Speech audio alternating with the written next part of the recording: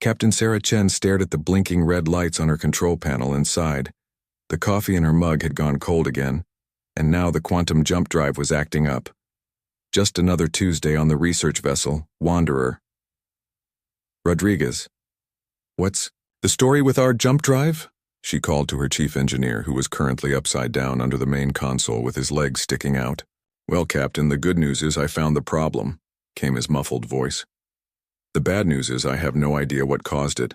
The quantum coils are singing show tunes, and the navigation computer thinks we're in someone's backyard. Chen rubbed her temples. They were supposed to be doing a simple mineral survey near the edge of human space. Find some asteroids, take some samples, go home. Easy work that paid well.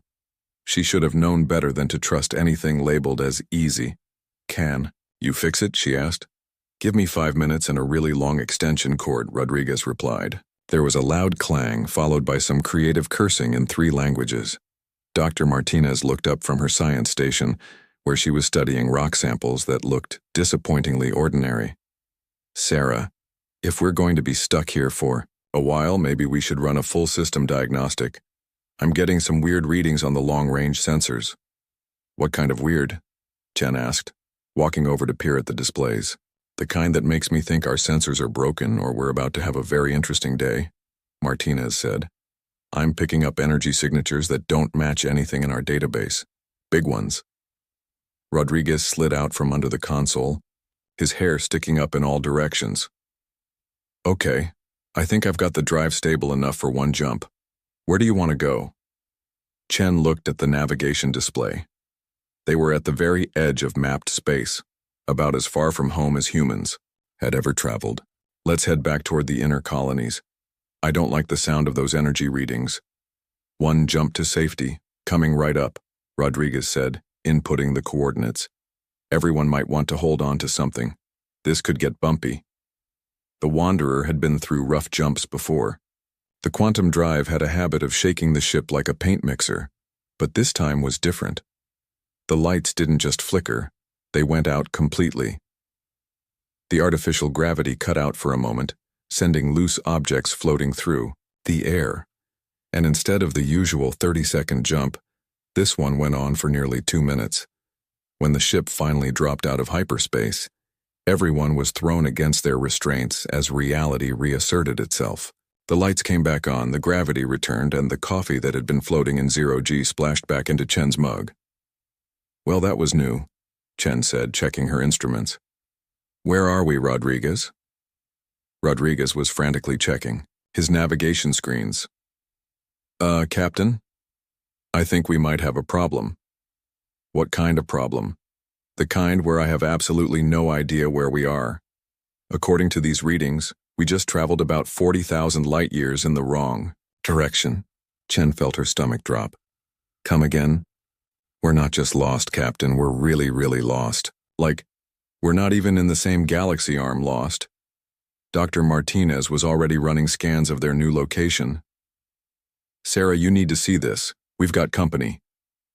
Chen looked at the main display and felt her eyebrows rise. Surrounding their small research vessel was a fleet of ships unlike anything she had ever seen. They were massive, easily 10 times the size of the Wanderer, and they looked like they had been grown rather than built. The hulls were smooth and organic, with a crystalline sheen that caught the light from the nearby star. How many? Chen asked. 47 ships, Martinez reported, and they're all pointing weapons at us. The communications console chirped, and Officer Park looked up nervously. Captain, we're being hailed.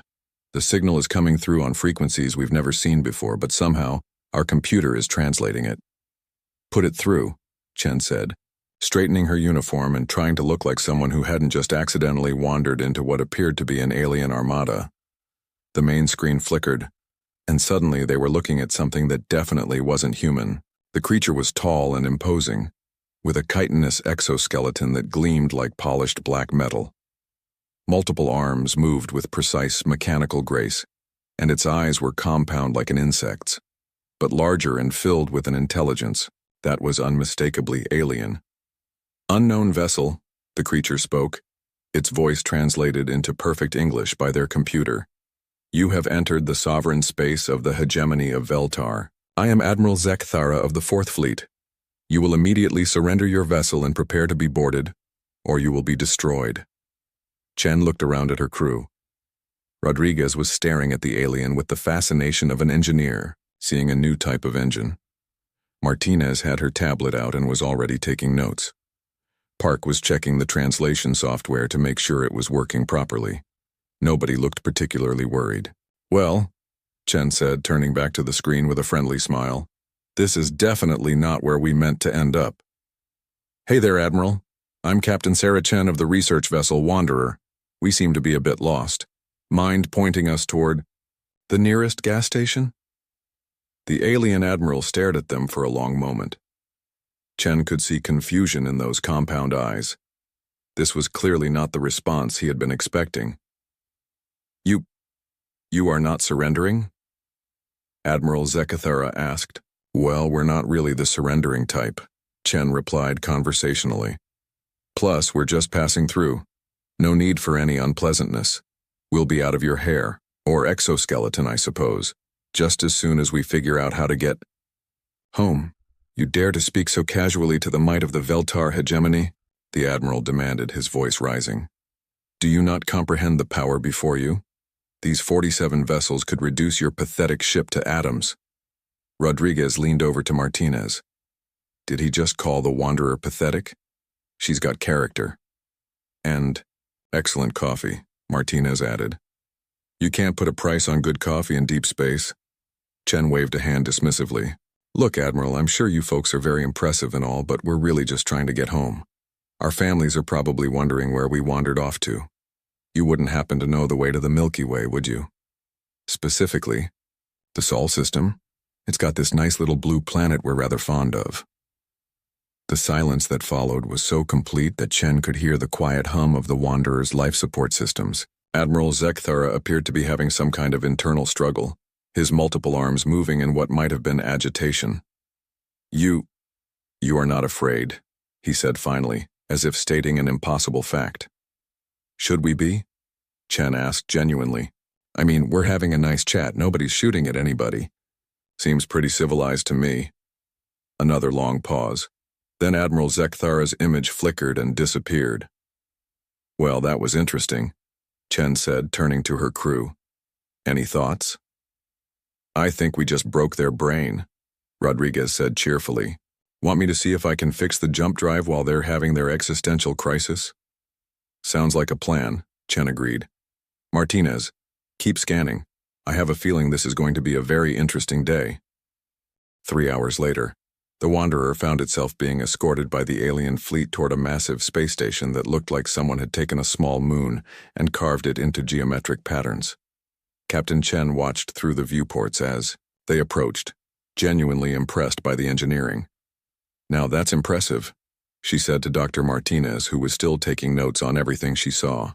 The structural integrity alone must be incredible. The power output is off the charts, Rodriguez added from his engineering station. These folks definitely know their way around advanced technology. Officer Park looked up from his console. Captain, they're directing us to a docking bay. Apparently, we're going to meet with something called the Supreme Overlord. Sounds important, Chen said. Martinez, Rodriguez, Park, you're with me. Thompson, keep an eye on the ship. Chef Thompson, who also served as their security officer, due to budget constraints, nodded. Try not to start any galactic wars while you're gone, Captain. The docking bay was enormous, easily large enough to hold a dozen ships the size of the Wanderer. As they disembarked, they were met by a group of Veltar soldiers in elaborate armor that seemed to be made of the same crystalline material as their ships. Prisoners will follow, commanded the lead soldier in heavily accented English. Visitors, Chen corrected politely. We're visitors. Unexpected ones, but still visitors. The soldier's compound eyes fixed on her with what might have been confusion. You are prisoners. You will be judged by the Supreme Overlord. Well, when you put it like that, it sounds like we're going to meet someone important, Chen said, cheerfully. Lead the way. The corridors of the station were clearly designed to intimidate. They were vast and echoing, with walls lined with weapons from what were presumably conquered species. Holographic displays showed battles and victories, with alien fleets being destroyed or surrendering to Veltar forces. Rodriguez whistled appreciatively. They really went all out with the decoration, very evil empire aesthetic. I bet their interior decorator charges a fortune. The psychological warfare applications are fascinating, Martinez noted, taking pictures with her tablet. Creating an environment of overwhelming dominance to break the will of visitors before they even meet the leadership. It's effective, Park agreed. If I were here to negotiate a surrender, I'd probably be pretty intimidated right about now. Good thing we're not here to surrender then, Chen said. Their Veltar escort had been listening to this conversation with growing bewilderment. These aliens were supposed to be cowering in fear, not discussing the decor like tourists. The throne room was the ultimate expression of Veltar intimidation tactics. It was a vast hall that could have held a football stadium, with a ceiling that disappeared into darkness above. The walls were lined with thousands of honor guards in gleaming armor, standing perfectly still like deadly statues. At the far end, elevated on a platform that required climbing several flights of stairs, sat the Supreme Overlord on a throne carved from what looked like a single massive crystal. The Supreme Overlord Haximiran was even more imposing than Admiral Zekthara. Easily 8 feet tall with an exoskeleton that seemed to absorb light rather than reflect it, and 6 arms that moved with predatory grace. The throne itself was surrounded by floating displays showing the vast extent of the Veltar Empire, thousands of star systems under their control. Approach the throne, commanded a herald whose voice echoed through the chamber. The humans walked forward, their footsteps echoing in the silence. Chen noticed that the walk was deliberately long, designed to make visitors feel small and insignificant as they approached the source of power. Interesting acoustics, Rodriguez whispered. The echo pattern is designed to make you feel isolated. The elevation of the throne creates a literal power dynamic, Martinez added. Very sophisticated psychological manipulation. When they finally reached the base of the platform, Supreme Overlord Haximiran rose from his throne. His 6 arms spread wide in what was clearly meant to be a gesture of absolute dominance. Behold the might of the Veltar hegemony. His voice boomed through the chamber. For 50,000 years we have ruled this galaxy. Countless species have knelt before this throne. Your pathetic civilization has stumbled into forces beyond your comprehension. He paused, clearly expecting some kind of reaction. Chen and her team looked around politely, waiting for him to continue. You stand before the Supreme Overlord of 10,000 worlds, the master of fleets that could darken the stars, the ruler of an empire that spans half the galaxy. Another pause. Rodriguez raised his hand slightly like a student in class. Yes? The Supreme Overlord asked, thrown off his rhythm. Sorry, but would it be okay if I took some pictures? This is really impressive architecture, and my wife loves this kind of thing. She's an engineer back home. The silence that followed was so complete that they could hear the quiet hum of the floating displays. Every Veltar in the room seemed to freeze. Supreme Overlord Haximiran stared down at them. You, wish to take photographs?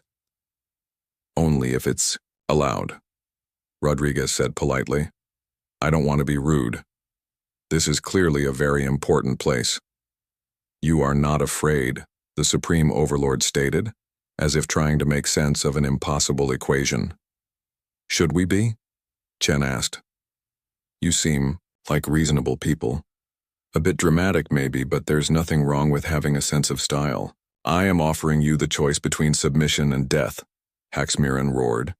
That's very kind, Chen replied, but we're actually just trying to get home. Our people are probably wondering where we wandered off to. We appreciate the offer, though Dr. Martinez stepped forward, pulling out her tablet. If you don't mind me asking, how did your species evolve? The exoskeleton structure is fascinating, and the compound eyes suggest a completely different visual processing system than humans have. You dare to question the Supreme Overlord? One of the guards demanded, moving forward with weapon raised. Oh, I'm not questioning anything, Martinez said quickly. I'm just curious. Xenobiology is my field, and this is the first time I've met a non-human intelligence. It's incredibly exciting from a scientific perspective. The Supreme Overlord held up one of his hands, stopping the guard. He stared down at Martinez with what might have been fascination. You find us interesting? Not terrifying? Terrifying? Why would you be terrifying? Martinez asked genuinely. You're obviously intelligent. You've built an incredible civilization, and you've achieved interstellar travel on a massive scale. That's not terrifying, that's amazing. Officer Park was studying the translation equipment built into the throne room. This universal translation system is incredible. How does it account for concepts that don't exist in both languages? Are you studying our technology to find weaknesses? Demanded Admiral Zekthara, who had appeared beside the throne. No, I'm studying it because it's brilliant, Park replied. The computational power required for real-time linguistic analysis across completely different species must be enormous. Supreme Overlord Haxmiran sat back down on his throne, all 6 arms moving in what the humans were beginning to recognize as agitation. He had delivered the speech that had brought 1,000 species to their knees in terror, and these aliens were treating it like a museum tour. Guards, he said finally, escort our guests to quarters. We will speak again tomorrow. As they were led away, Chen heard the Supreme Overlord speaking in rapid Veltar to his advisors. Even without understanding the language, the tone was clearly one of complete confusion. Well, that went well, Chen said to her team as they walked through more intimidating corridors. Did we just accidentally break their entire governmental system? Rodriguez asked. I think we might have, Martinez replied, still taking notes. This should be interesting. The quarters they were given were clearly designed to be a prison cell, though a comfortable one. The walls were smooth metal with no obvious exits except the door they had entered through, and Chen was fairly certain they were being monitored. Still, the beds were decent and someone had provided what might have been food. Well, this is cozy, Rodriguez said, examining the meal they'd been given. It looked like purple soup with floating chunks of something that might have been vegetables. Anyone feeling brave enough to try the local cuisine? I'll risk it, Chen said, taking a tentative sip. Not bad, actually. Tastes like chicken soup if chicken soup were purple, and had a slight metallic aftertaste. They had been there for about an hour when the door slid open, and Admiral Zekthara entered, followed by several other Veltar who introduced themselves as the Empire's top scientists and military strategists. We have decided to conduct a series of evaluations, the Admiral announced, to determine the capabilities of your species. Sounds fun, Chen said. What kind of evaluations? Tests of intelligence, physical prowess, and tactical thinking, replied one of the scientists, whose exoskeleton was decorated with what looked like academic insignia. We must understand what manner of beings you are. Fair enough, Chen agreed. We're pretty curious about you folks too. Dr. Martinez here has about 1,000 questions about your biology. The first test was mathematical. The Veltar scientist, who introduced himself as Scholar Vexton, presented them with a series of problems that were apparently considered extremely difficult by Veltar standards. Complex equations involving quantum mechanics, multidimensional, calculus, and theoretical physics. Dr. Martinez looked at the first problem and immediately started solving it in her head. Oh, this is interesting. You're using a base 12 mathematical system but approaching quantum field equations from a geometric perspective, rather than algebraic. That's actually quite elegant. She solved the first 3 problems while chatting, about human coffee preferences and how much she missed her garden back on Earth.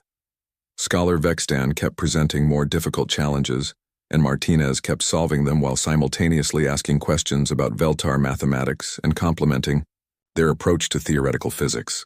How are you doing this? Vextan finally asked, his compound eyes wide with what might have been shock. Doing what?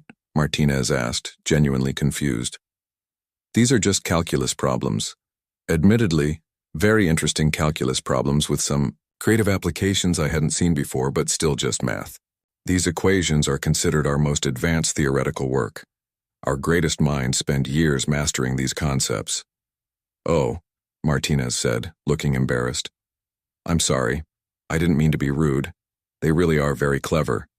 The geometric approach to quantum mechanics is something we explored about 50 years ago, but you've taken it in directions we never considered. The next test was technological. They brought Rodriguez to an engineering bay filled with Veltar machinery and asked him to identify the purpose of various devices. Rodriguez wandered around the room like a kid in a toy store, examining everything with obvious delight. Oh, this is a quantum flux regulator. Very nice design, though you could improve efficiency by about 30% if you adjusted the harmonic resonance frequency. And this is a gravity manipulation device. Brilliant work, but you're losing power. Through quantum leakage here, and here, he pulled out a napkin and started sketching improvements to their propulsion system while explaining how humans had solved similar problems. The Veltar engineers watched in growing amazement as he casually redesigned components they had spent centuries perfecting. You understand our technology? Asked Chief Engineer Mordahl.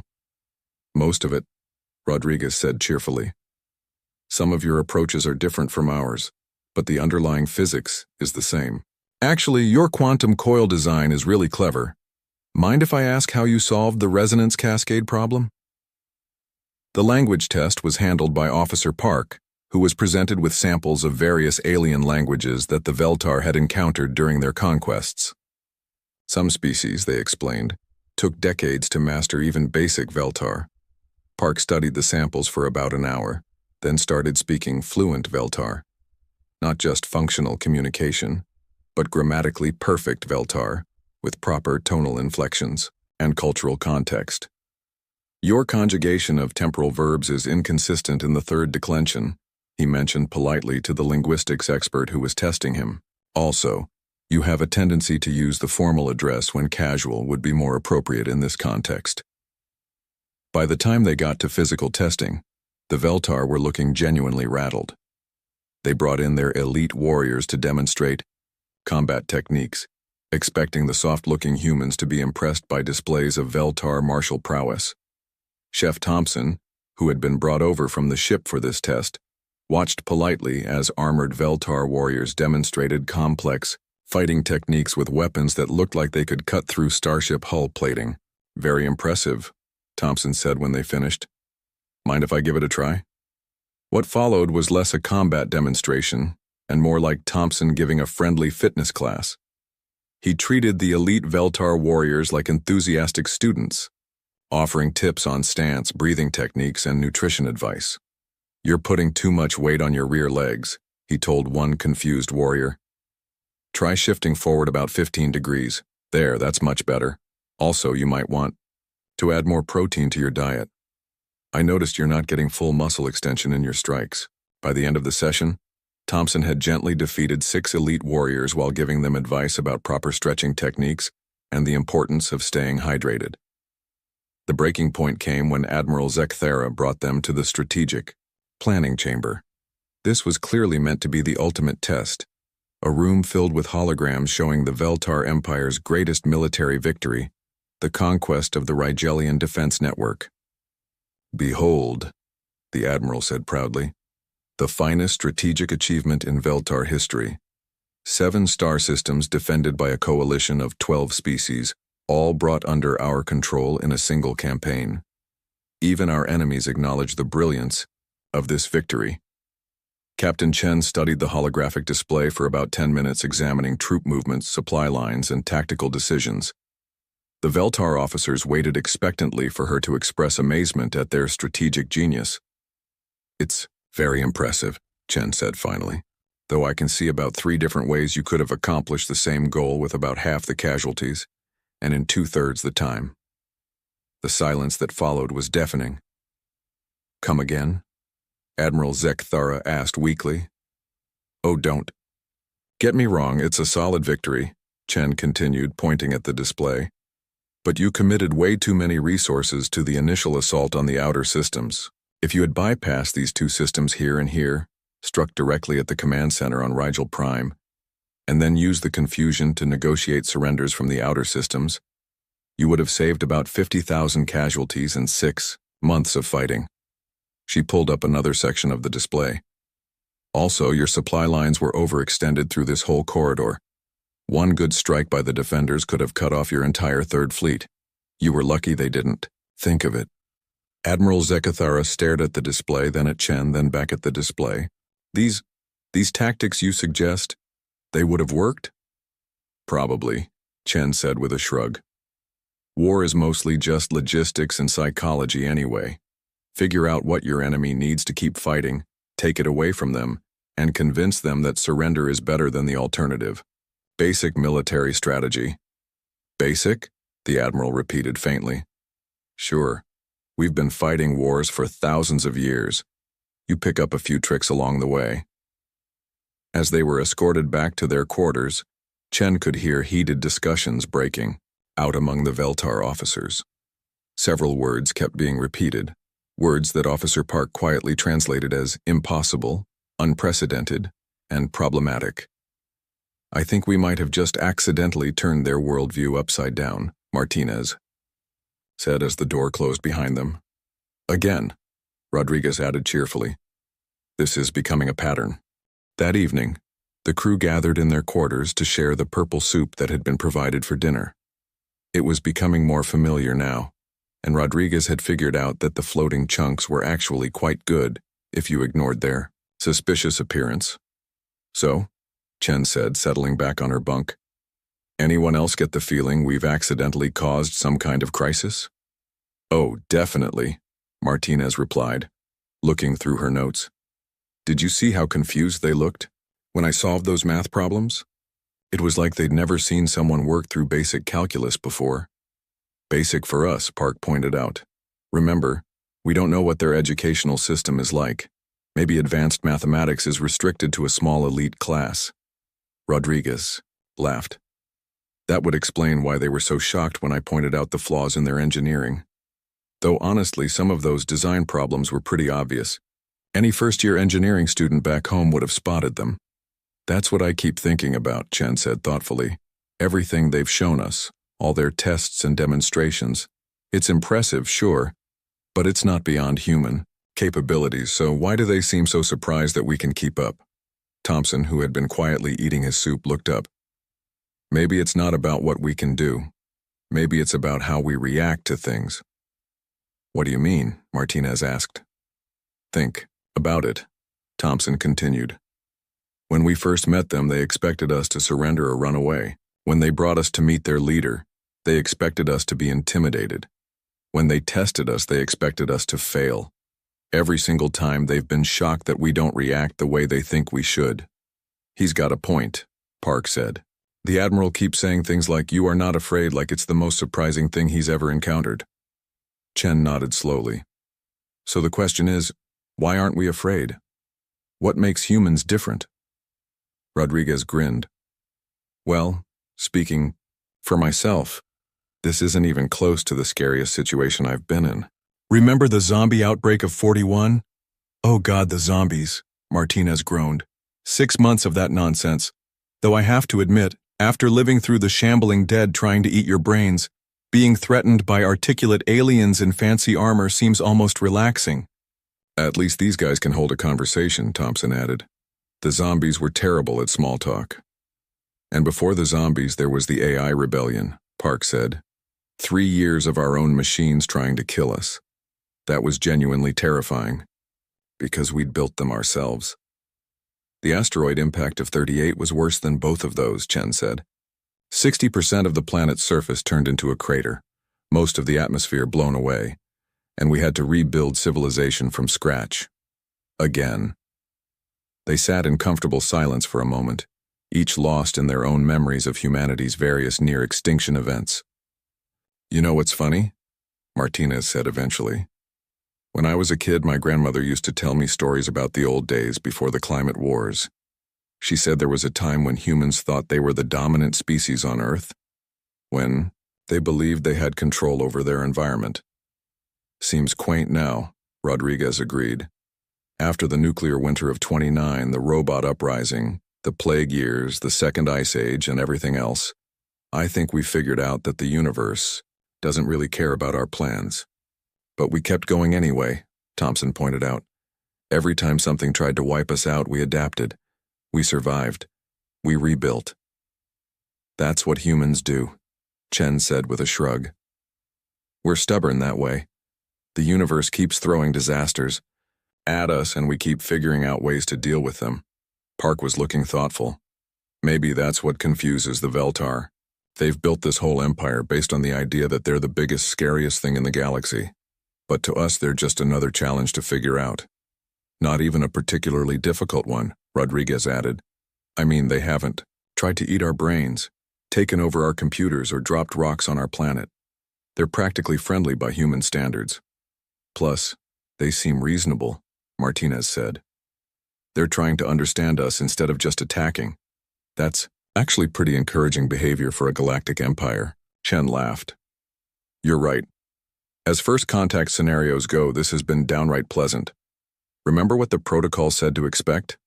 Hostile aliens, incomprehensible technology, complete communication breakdown.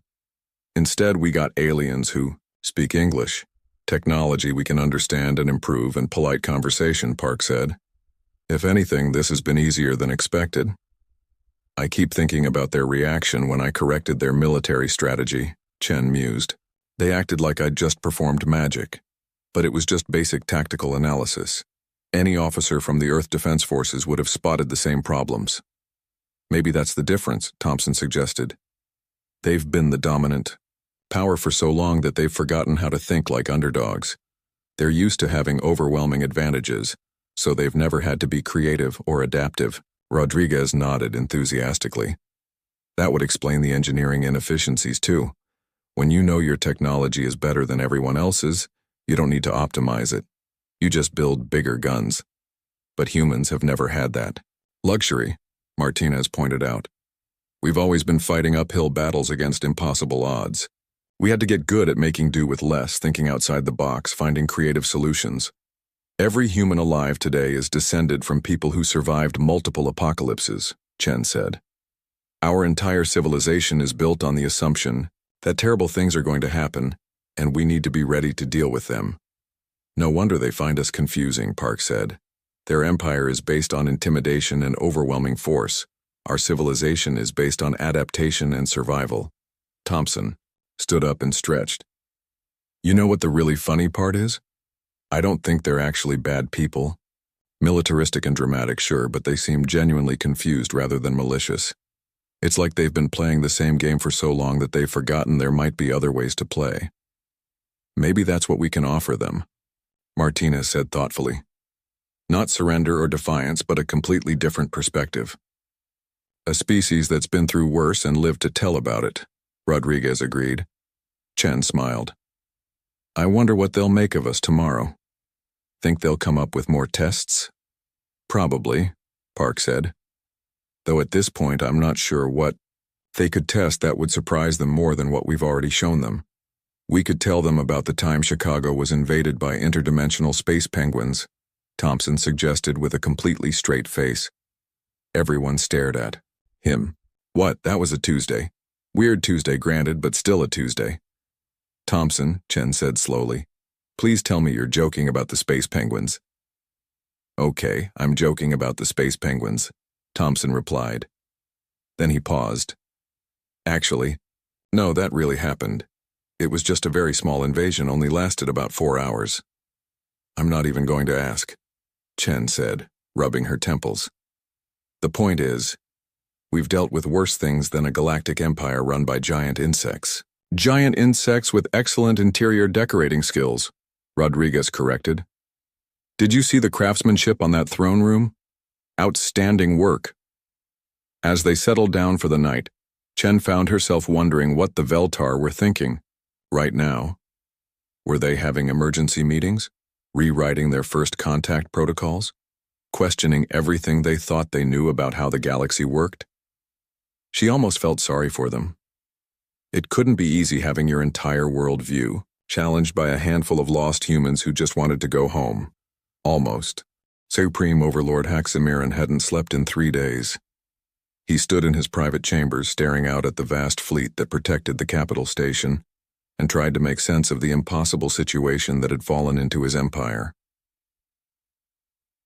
This reports from his advisors were all saying the same thing. The humans were a complete anomaly. They showed no fear of superior force. They casually solved problems that challenged the Empire's greatest minds. They treated galactic conquest like a hobby project that could be optimized with better planning. And somehow, word of these strange aliens was spreading throughout Veltar space. Admiral Zekthara had reported increased communication traffic between conquered worlds, with subject species asking questions about the fearless ones and the species that doesn't kneel. For the first time in 50,000 years, the Veltar Empire was facing something it had never encountered, a crisis of confidence. A soft chime indicated someone requesting entry. "Come," Haxamiran said wearily. Admiral Zekthara entered, looking as confused and exhausted as his leader.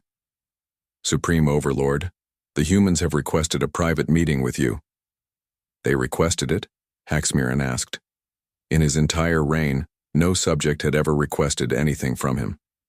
They begged, they pleaded, they offered tribute, but they never simply asked. "Yes, my lord. Captain Chen said she would like to have a conversation. Just the two of you. She said it might help clear up some confusion." Haxamiran considered this. By all the traditions of the Empire, he should refuse such an impertinent request. But these humans had already shattered so many traditions that one more hardly seemed to matter. "Very well. Bring her to the private audience chamber. No guards, no ceremony, just conversation." An hour later, Haxamiran found himself sitting across from Captain Chen in a small room with comfortable chairs and no intimidating decorations. It was surreal. The Supreme Overlord of the galaxy's greatest empire having tea with a human who acted like they were old friends catching up. "Thank you for agreeing to meet," Chen said, settling back in her chair with a cup of something that might have been tea. "I wanted to talk because I think there's been a fundamental misunderstanding about what we humans are." "Explain," Haxamiran said, grateful for the chance to finally get some answers. "Your empire is built on the assumption that there are conquerors and conquered, dominators and subjects," Chen continued. "That's fine. It's worked for you for thousands of years. But humans don't fit into those categories." "What are you then?" Chen smiled. "Survivors. We're the species that just keeps going no matter what hits us. We've been through so many disasters that meeting a galactic empire doesn't even register as particularly threatening." She pulled out a small device that projected holographic images. "Let me show you some human history. This is Earth in 2029. Nuclear winter after the resource wars. 90% of the population dead, most of the planet uninhabitable." The hologram showed a frozen, devastated world with small groups of humans huddled around fires in the ruins of cities. "This is 2035, the AI rebellion. Our own machines turned against us. 3 years of fighting robots that knew everything about us and could predict our every move." Another image. Humans with improvised weapons fighting sleek mechanical enemies in the ruins of burned cities. 2041, the zombie outbreak. Yes, actual zombies. 6 months of the dead trying to eat the living. 2044, the second asteroid impact. This one we saw coming and tried to stop. Didn't work. 2048, the plague years.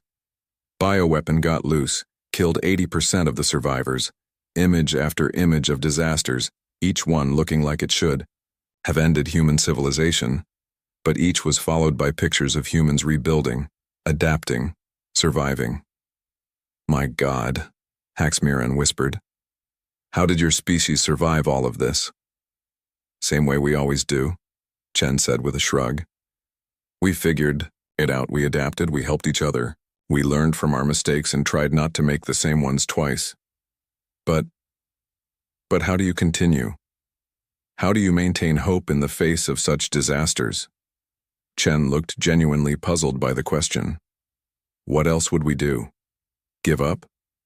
That's not really an option. There are always people depending on you, problems to solve, things to build. The universe doesn't stop just because you're having a bad century." Haxamiran stared at the images of human history. Disaster after disaster, followed by recovery after recovery. "You're not conquerors." "No," Chen agreed. "We're not really interested in ruling other people. It's too much work, and frankly, Most species seem perfectly capable of running their own affairs. You're not subjects either. Definitely not. We tried the whole follow the leader blindly thing a few times in our history. It never ended well. Then what do you want? Chen leaned forward, her expression serious but kind. We want to explore. We want to learn. We want to help where we can and be left alone where we can't. We want to meet new people and see new things and figure out how the universe works. You want friendship? That would be nice, Chen said simply. Though we understand that might be difficult given how your empire is structured. Haxmiran was quiet for a long moment, processing this completely alien concept. An entire species that didn't want to conquer or be conquered, that faced impossible odds with quiet determination, that treated potential enemies as potential friends. Captain Chen, he said finally, what would happen if I simply ordered you to leave our space and never return? We'd thank you for the hospitality, fix our jump drive, and head home, Chen replied immediately, though we'd probably ask if we could exchange ambassadors first. Dr. Martinez would never forgive me if we didn't at least try to set up some kind of cultural exchange program. And if I ordered you to submit to the Empire, we'd politely decline and ask if there was a third option, maybe suggest a trade agreement or a mutual defense pact instead. And if I threatened to destroy your ship? Chen considered this seriously. Well, that would be unfortunate. We'd probably try to talk you out of it first. Point out that it wouldn't really solve any of your problems and would just make things more complicated for everyone involved. You wouldn't surrender? No, we'd probably try to escape. Humans are very good at escaping from impossible situations. It's one of our specialties. Haxmiran felt something he hadn't experienced in centuries. Uncertainty. Not fear exactly, but a complete inability to predict what would happen next. Captain Chen, he said slowly, what if I told you that your species represents a fundamental threat to everything the Veltar Empire stands for? I'd ask why, Chen replied. And then, I'd suggest we work together to figure out a solution that works for everyone. Just like that? Just like that. Look, your supremeness. Can I call you Hax? You seem like a reasonable person who's been doing a difficult job for a very long time. Running a galactic empire can't be easy. Maybe it's time to try a different approach. What kind of approach? Chen smiled. What if, instead of ruling through intimidation, you tried ruling through cooperation? What if your empire became a confederation of willing partners instead of conquered subjects? That's not how empires work. Says who? You're the supreme overlord. If anyone can change how things work, it's you. Haxmiran stared at her. The idea was so radical, so completely contrary to everything he had been taught about power and governance that it took him several minutes to even process it. You think it would work? Humans have tried both approaches, Chen said.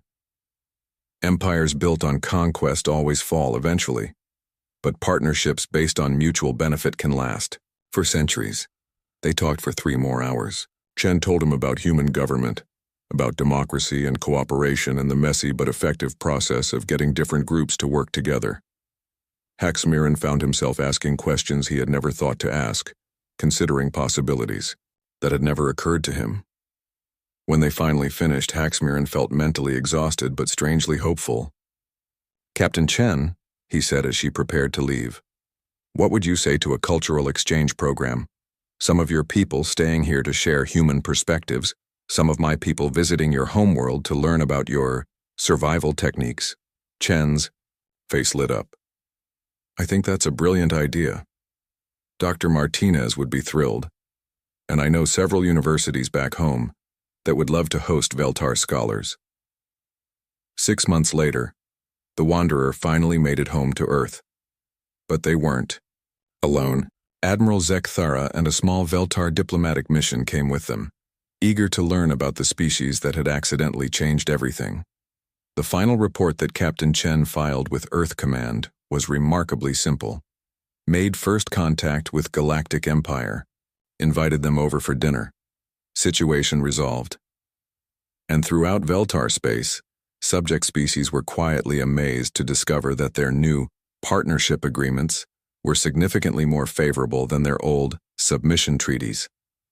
Apparently, the humans had convinced the Supreme Overlord that happy partners were more productive than terrified subjects.